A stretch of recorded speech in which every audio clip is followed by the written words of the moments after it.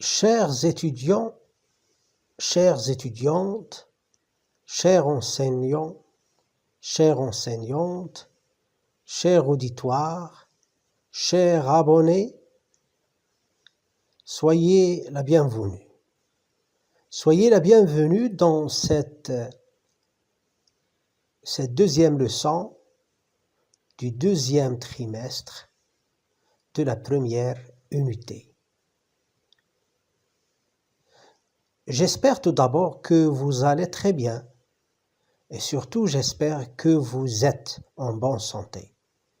Dans ce contexte inédit, ce contexte exceptionnel, le contexte de la pandémie coronavirus. Merci pour votre attention. Merci d'avoir vu mes vidéos. Merci, merci, mille merci. Donc aujourd'hui, on va faire cette deuxième leçon pour les premières années ECT, ECS, mais également pour tous les chercheurs ayant pour but de travailler, de discuter des questions de manière comparatiste entre l'arabe et le français et l'arabe. Donc, je suis Nordine Hali, enseignant de culture arabe et traduction à Abdelkrim El-Khattabi à Nador. Donc, je suis agrégé en traduction. Nous sommes dans l'année scolaire 2020-2021. Nous sommes dans le deuxième trimestre. Le module, c'est la mondialisation, actualité et perspective. Al-Awlama, Waqi' wa Afaq. L'activité d'aujourd'hui, comme je viens de dire, c'est une version, Ta'rib. C'est la deuxième séance de la semaine du 4-1-2021. Le support a pour titre « La diversité linguistique, enjeu central de la mondialisation » pour l'écrivain Mikhail Ostinov. Les objectifs de cette séance. Objectif général, se familiariser avec un mouvement de société. L'objectif spécifique, rendre convenablement en arabe le système des 2 points dans le texte français. Bien, il faut savoir tout d'abord, d'ailleurs on va consacrer une vidéo dans la série du comparatisme. On va consacrer une séance pour cela. Donc, نظام النقد في اللغة العربية ليس هو نظام النقد في اللغة الفرنسية. فأولا la ponctuation, cette ponctuation qu'on trouve en français n'existait pas en arabe. D'ailleurs, même نظام النقد الإعراب ونقد الإعجام لم يكن موجودا إلا بعد ولاية علي بن أبي طالب كرم الله وجهه. Donc, نقد الإعراب والنقد في اللغة العربية هو صنفان. نقد الإعرابي وهو شكل أواخر الكلمات، وقد تولى هذا الأمر أبو الأسود الدؤلي رحمه الله، وهو معيار صوتي واعتمد على معيار صوتي للقيام بهذا الإنجاز، وقد أمره بذلك علي بن أبي طالب كرم الله وجهه. ثم بعد ذلك في عهد الخليل بن أحمد الفراهيدي جاء نقد الإعجام، وهو الأمر الذي مكن العرب من التمييز ما بين التاء والثاء والباء إلى غير ذلك، والعين والغين إلى غير ذلك. فينبغي التمييز ما بين نقد الإعراب ونقد الإعجام، وكل هذين الصنفين من النقد غير موجودين في اللغة الفرنسية. Qu'est-ce qu'on peut dire de la ponctuation, virgule, point virgule؟ هذه كلها لم تكن موجودة لأن العربي كان يتقن اللغة العربية بالسليقة، c'est-à-dire l'intuition linguistique. Il avait une intuition linguistique très grande. وقصة علي وقصة الفراهيدي حينما جاءه جماعة من الأعراب فقالوا سمعنا أعرابيا يتكلم ويقول الفهر فهل جمعت هذا في معجمك معجم العين؟ قال له لم أسمع به، لم أتلقه أو لم أخذه من أي من الأعراب، لكن أشم فيه قساوة وأظنه الحجر. وفعلا فالفهر هو نوع من الحجر الصقيل الصلب. كان عندهم حدس لغوي قوي جدا. نعم, on va voir les points, comment rendre les deux points en langue arabe. Pour la méthodologie, vous le savez déjà, donc il est axé sur 4 moments: mise en situation, lecture, analyse et compréhension, préparation à la traduction proprement dite. On lit le support, la diversité linguistique, enjeu central de la mondialisation. Le monde contemporain se caractérise par la conjonction de 3 phénomènes majeurs: la mondialisation et l'avènement d'une nouvelle technologie de l'information et de la communication, l'émergence d'un monde multipolaire et l'entrée dans un monde post-américain. Ce triple processus fait de la diversité linguistique un enjeu central de la mondialisation et rend obsolète le modèle dominant du tout anglais. Ce n'est pas sans poser un problème méthodologique fondamental qui ne saurait être résolu que dans un cadre résolument pluridisciplinaire. Souvenons-nous, au début des années 2000, la messe semblait dite. La langue d'Internet, sans contexte, serait l'anglais. Sa présence était écrasante, 80% de l'ensemble. Aujourd'hui, sa part ne représente plus que 25% du total environ. Il n'est pas besoin d'être grand clerc pour tirer de ces chiffres quelques renseignements et en premier lieu l'idée que la langue de la mondialisation est appelée à être l'anglais est certes une idée simple mais surtout simpliste et qui ne résiste pas à l'épreuve des faits. On ne peut que saluer la clairvoyance dont fait preuve la Déclaration universelle de l'UNESCO sur la diversité culturelle adoptée en novembre 2001 à Paris, c'est-à-dire à un moment où l'anglais planétaire Global English semblait régner en maître.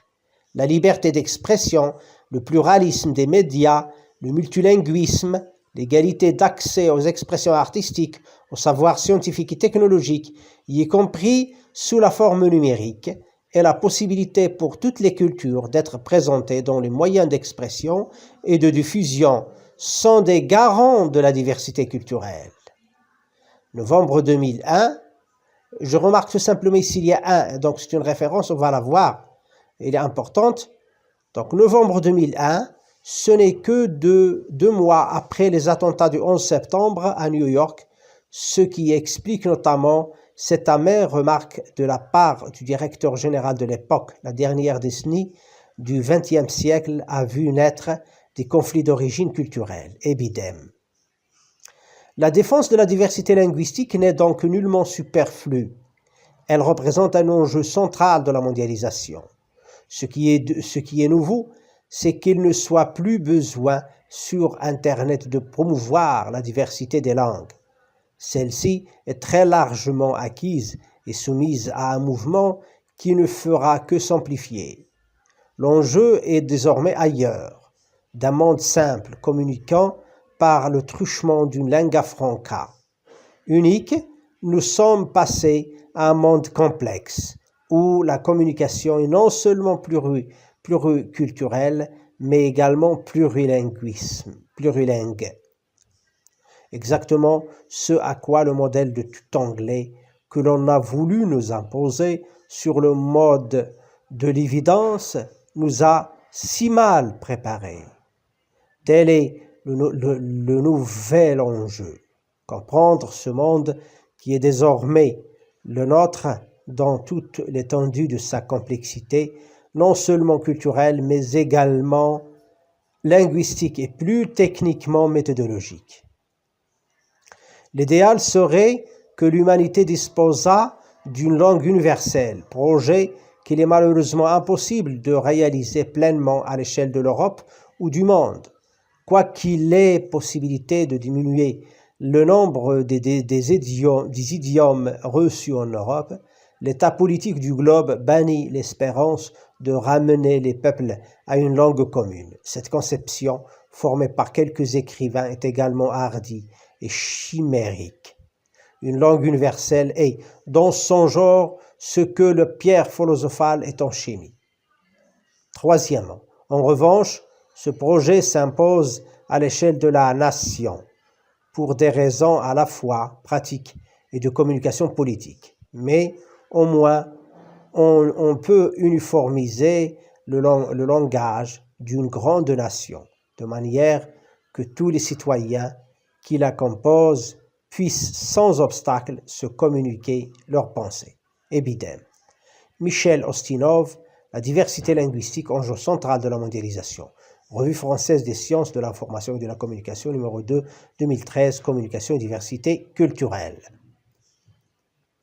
Commençons par le traitement, mise en situation. Où le texte objet de version est-il paru? Est-il paru? Il est paru dans la revue française des sciences des sciences de l'information et de la communication.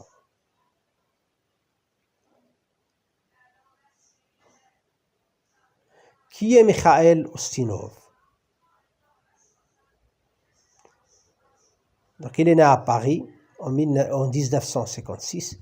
Mikhail Ustinov est maître de conférence à l'Institut du monde anglophone, Université Paris 3 Sorbonne Nouvelle. Membre du Centre de recherche en traduction et communication transculturelle anglais-français, français-anglais. Il est l'auteur du bilinguisme d'écriture et autotraduction.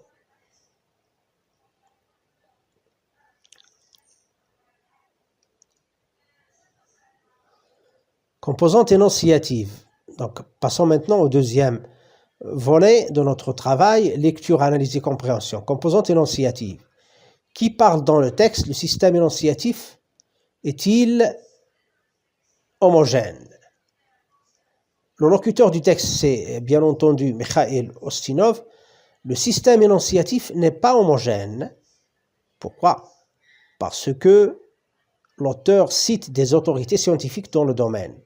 Donc, on constate ça dans les trois références qu'on a. 1. Déclaration universelle de l'UNESCO, 2002. 2. Edgar Morin. 3. Abbé Grégoire.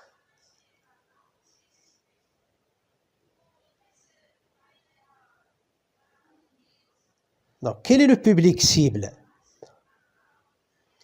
Bien entendu, c'est le lectorat de la Revue française des sciences de l'information et de la communication.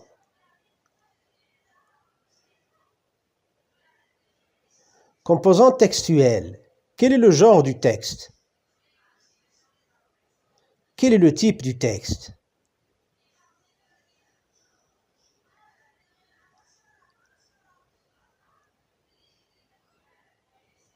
Donc, le genre du texte, c'est un essai.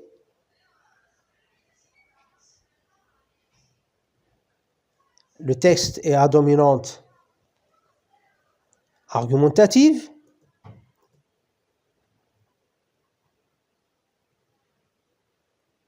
Passons maintenant à la composante thématique. Les idées du texte.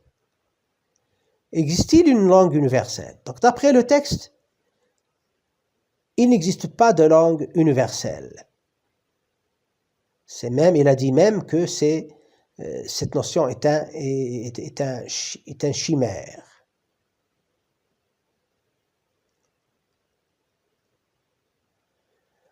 Le modèle du tout anglais est-il vraiment dominant? Non, il ne l'est plus. Et même, le modèle du tout anglais est devenu obsolète. Il est devenu obsolète.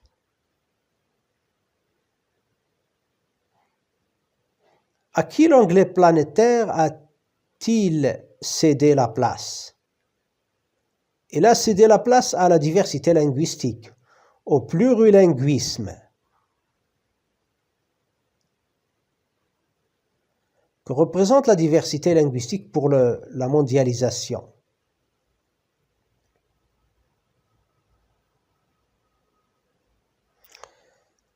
C'est son enjeu central.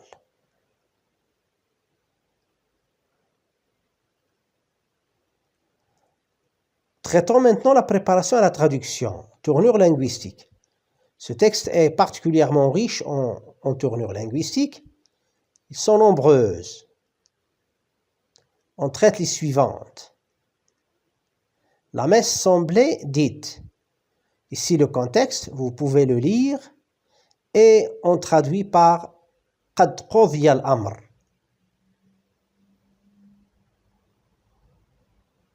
Sans conteste, sans conteste. Voilà le contexte.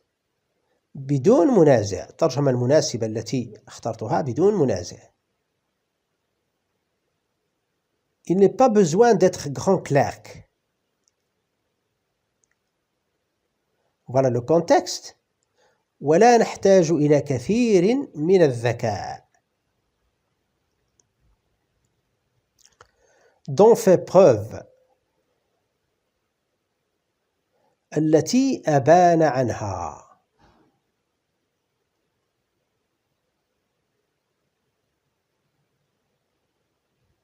Régner en maître.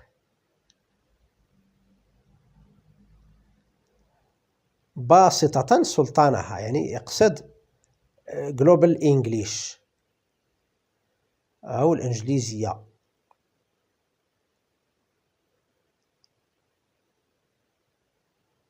Par le truchement de, c'est une expression qui n'est pas difficile, mais quand même on va la voir. من خلال.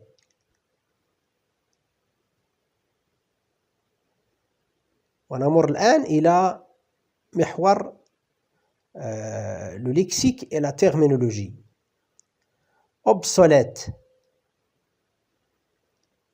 نموذج عفى عنه الزمن. Obsolète عفى عنه الزمن. Résolument. بامتياز. Le modèle du tout anglais. شفنا résolument بامتياز.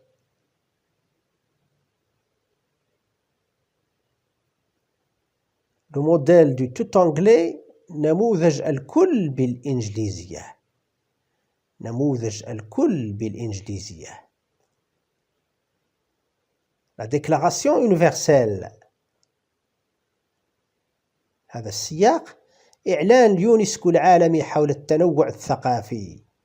إعلان اليونسكو العالمي حول التنوع الثقافي.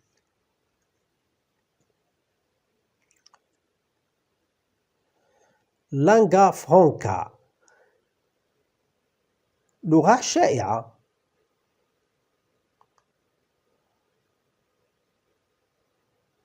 Phénomène morphosyntaxique. Rendre en langue cible convenablement au contexte les deux points dans le texte source. On doit savoir tout d'abord les deux points entre l'arabe et le français. Les deux points servent à annoncer une énumération ou une citation encadrée par les guillemets. Exemple, le monde contemporain se caractérise par la conjonction de trois phénomènes majeurs. La mondialisation, un monde multipolaire et l'entrée dans un monde post-américain. La citation, l'auteur affirme « L'art n'est que rêve ». Les deux points servent également à marquer un lien logique entre deux propositions, cause, conséquence, etc. Exemple, il ne sera pas là Il n'a pas été prévenu.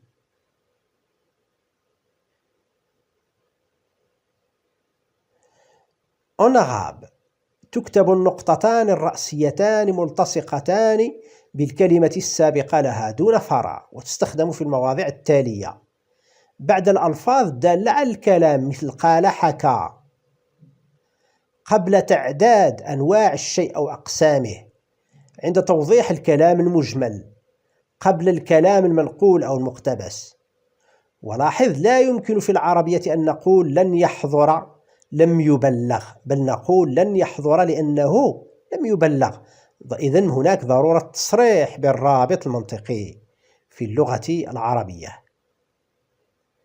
Bien maintenant on va voir bien sûr comment traduire les deux points وهذا ما سنراه في الترجمة من خلال الترجمة. وبذلك نمر إلى الترجمة traduction proprement dite. Travail individuel, traduisez en arabe le titre ainsi que le premier paragraphe du texte. Consigne. Il n'est pas nécessaire de rendre les deux points par deux points. On peut rendre le verbe français faire de par le verbe arabe ja'ala min. Donc attention, donc les deux points puisque le système de ponctuation en arabe et en français sont différents, ce n'est pas nécessaire, si on a les deux points, on doit les traduire par les deux points. Non, ça c'est une erreur qui est fréquente chez nos chers étudiants et étudiantes. Voilà, donc travail collectif, voilà un exemple. Voilà, donc dans ce cas, le monde contemporain se caractérise par la conjonction de trois phénomènes majeurs, deux points. Mais يتميز العالم المعاصر بالربط بين ثلاث ظواهر كبرى وهي العولمة إلى غير ذلك. لاحظي في دو وتجعل هذه الظواهر الثلاثة من التنوع اللغوي رهانا مركزيا etc. Donc passons à la traduction personnelle, donc à titre indicatif. Donc vous pouvez utiliser pause pour faire ce travail-là de comparaison et de critique. Voilà. Merci pour votre attention et à la prochaine vidéo Inch'Allah. تبقوا على خير وأرجو لكم الصحة والعافية وأرجوها لنفسي أيضا ولعائلتي. طبعا دائما فلنبقى حذرين. الحذر كل الحذر من هذا الفيروس القاتل فيروس كورونا. شكرا لكم ومع السلامة وحفظكم الله.